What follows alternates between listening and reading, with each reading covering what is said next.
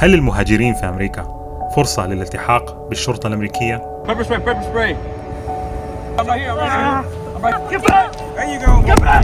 الفرق اللي بتعمله في حياة الناس it's worth.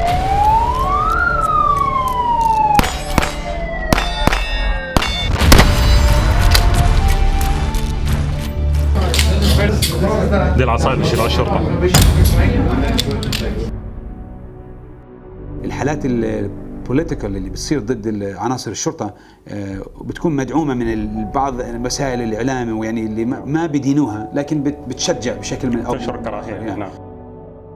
الكثير من الناس يتحاشون التعامل مع الشرطة في أمريكا بسبب الصورة النمطية في الإعلام، واللي بتتناول من الحين للآخر القضايا التي فيها ملامح العنصرية والعنف من تجاوزات بعض أفراد الشرطة، وبتجعل منها مادة دسمة للأخبار. لكن هنالك أكثر من 800 ألف شرطي في أمريكا يعملون ليل نهار من أجل حماية المجتمع وفرض القوانين، لذلك فهي وظيفة مهمة جدا لخدمة المجتمع، ويأتي معها الكثير من المميزات. الآن احنا عاملين منحة اللي بيحب يجي يلتحق بالأكاديمية. جيت اليوم على ولاية تكساس لمعرفة كيف تصبح شرطي في أمريكا. بعد البحث تمكنت من مقابلة كوماندر سايف وسيارة النقيب عزام ومجموعة من المدربين والمتدربين، وجمعت منهم معلومات قيمة وخريطة واضحة لكيفية دخول عالم الشرطة في الولايات المتحدة الأمريكية. If you really want to do a change, you can go in law enforcement. Go in. I mean, don't be scared to take that leap. قابلت سيارة النقيب كابتن عزام أو كابتن محمد، لديه خبرة طويلة في مجال الشرطة وقوات التدخل السريع. شو المطلوب بالنسبة للشخص اللي يدخل في الأكاديمية؟ أول شيء في ولاية تكساس، هذا فقط في ولاية تكساس، لازم أول شيء يكون عندك الجنسية الأمريكية.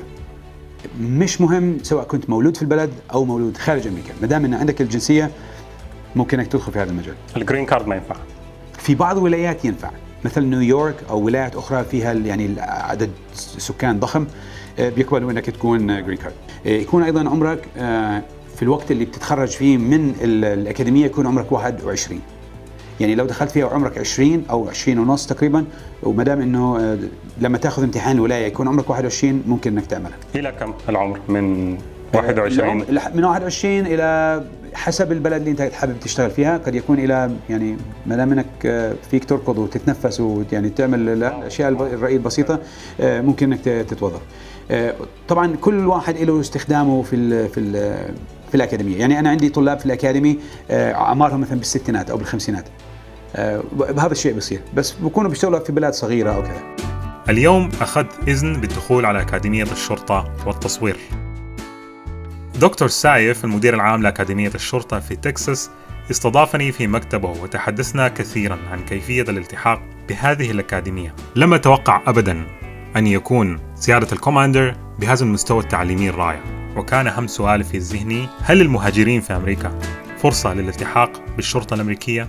Yes, immigrants become police officers. I have police cadets in my academy that come from different parts of the world, Central America, South America, from the Middle East. Yeah, there's lots of place in the world for people in America. Become a police officer in the States. Now it varies. You know, in America, there's 80,000 different police departments. In Texas, there are 2,700 different police departments, different agencies, and they all have their different requirements. But the basic requirements in Texas, 21 years of age is important. You want to, you don't want to have much beyond misdemeanor traffic stops and the like. You know, everybody gets that. For me, the only disqualifier, I have one disqualifier. If you do it, it's no good. You can't lie to me.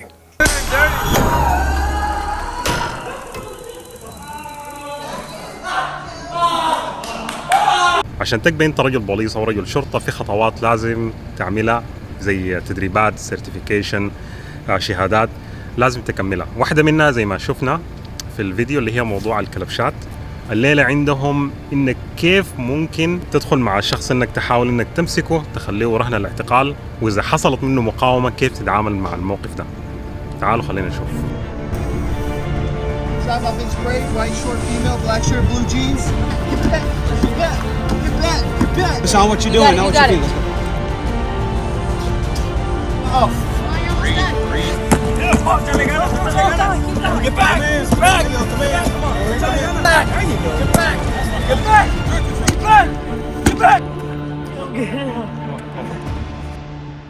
كما أنني تعرفت على الجانب الإنساني في أفراد الشرطة، وأن العدد الأكبر من الملتحقين بهذا القطاع انضموا بهدف حب مساعدة الناس وهدف مساعدة المجتمع. وأكثر ما أدهشني هو التعامل الراقي جدا من الضباط. الآن احنا عاملين منحة للي بيحب يجي يلتحق بالأكاديمية، فبنشجع الجميع أي واحد بيحب يلتحق فيها ما دام عنده الشروط توفرت يعني ممكن يجي. كيف طريقة التقديم؟ طريقة التقديم انه في لازم يعبي طلب،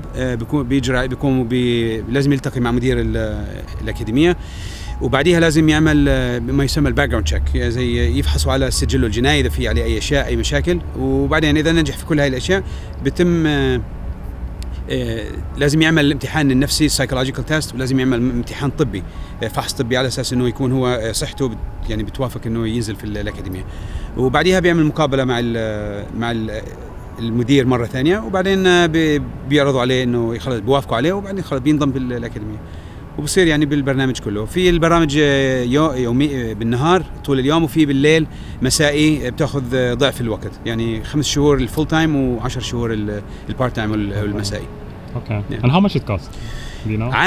عادة بكوست about $1,800 بجوز، يعني تقريبا 2000 وشوية مع المعدات والأشياء والرصاص والأشياء اللي بنستخدمها العتاد الذخائر للتدريب. 2,000 only. Just about 2,000 مرات. يعني احنا انا دائما بقول للناس حضر ميزانية تكون عندك about $2,500 يكون موجود، يعني 2,500 بيكون يعني تمام.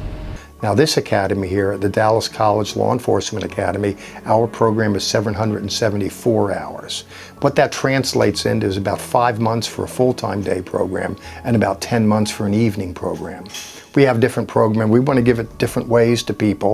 It depends on their schedule. Some people, they work during the day and they go to the academy from 6:30 to 10:30. Others can just afford to take off and come from 8 to 5. But you're looking at 5 months or 10 months depending on what program you're getting involved in.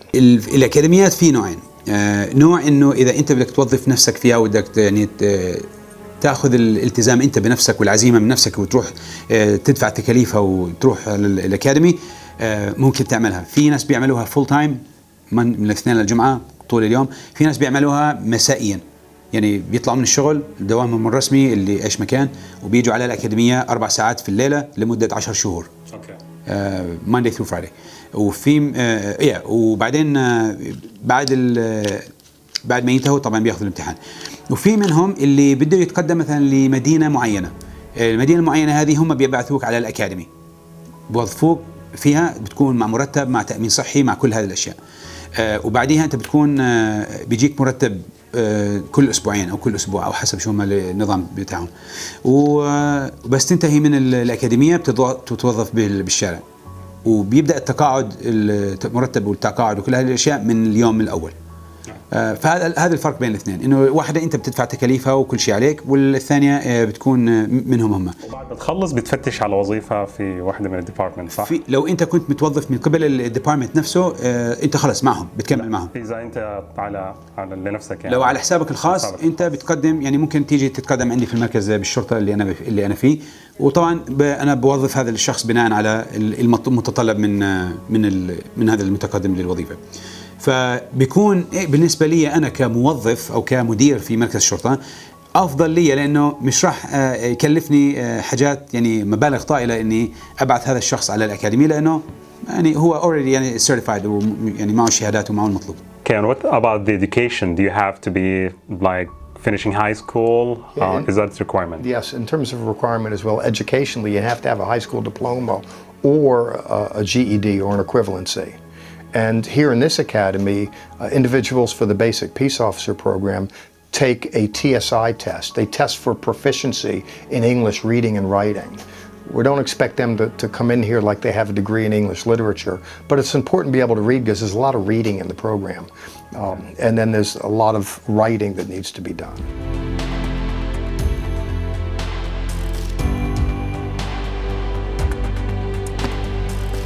Police officer. Give you the badge. They put the tourniquet for any injuries. and then shear scissors. Use Okay. them to cut, let's say, for medical. If you need to cut the shirt or the pants مشان توصل لمكان الجرح. Yeah. كمان فلاش لايت بنحملها، وهذه الأداة بنحملها، يعني مش الكل بنحملها أساس كسر الزجاج في حالة لو في حالة يعني واحد بينحشر مثلا بالسيارة ما بنقدر يطلع Okay. لإنقاذ أطفال أو أشياء، وعم بنستعملها كثير. أقلام طبعا، وغير عن الأغراض اللي بنحملها على جنبنا هنا. Okay.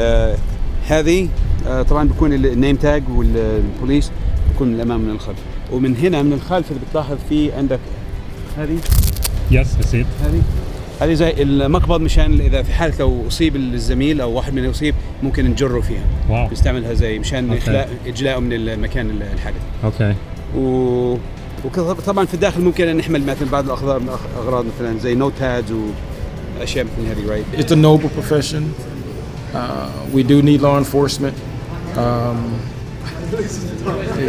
It's a necessary, I wouldn't say evil, it's a necessary deal. So I would encourage people to do it. If you feel like you can do it, it is stressful, but you know, it is necessary, and like I said, I enjoy it. أكثر الأشياء التي لفتت نظري هو تعامل أفراد الشرطة كأنهم أسرة واحدة. I couldn't have done this by myself. You know, the people around me. You know, you have to have support in this profession. Like, you can't do this by yourself. And luckily, I'm very grateful that I had classmates. I had amazing classmates, and I'm pushing through. And I'm almost close to my dream. So. وكان السؤال الهام جدا: كم يتقاضى مرتب رجل الشرطة بعد دراسته 5 أشهر وتخرجه بنجاح؟ For salaries, you take a job, you have a high school diploma, you have to be 21 years of age. You come to a police academy, 5 months later you graduate from the police academy, and then you sit for the state exam. You pass the exam, you're going into an industry where you're looking at starting salaries at $60,000 a year. You tell me where a 21-year-old can take a 5-month educational program and then step into a career where they're making $60,000 a year, and that's not even special. We're not even talking about overtime. It's a buyer's market now for people that want to be police officers. There's just a lot of opportunity there. And not only does it have a good wage to begin with, but you work for 20, 25 years, you retire at a large percentage of your income. It's not at all uncommon. People become a cop at 21, they retire at 46, 47, they have a big chunk of that income, they're making $70,000, $80,000 a year of retirement, and they go and do another career.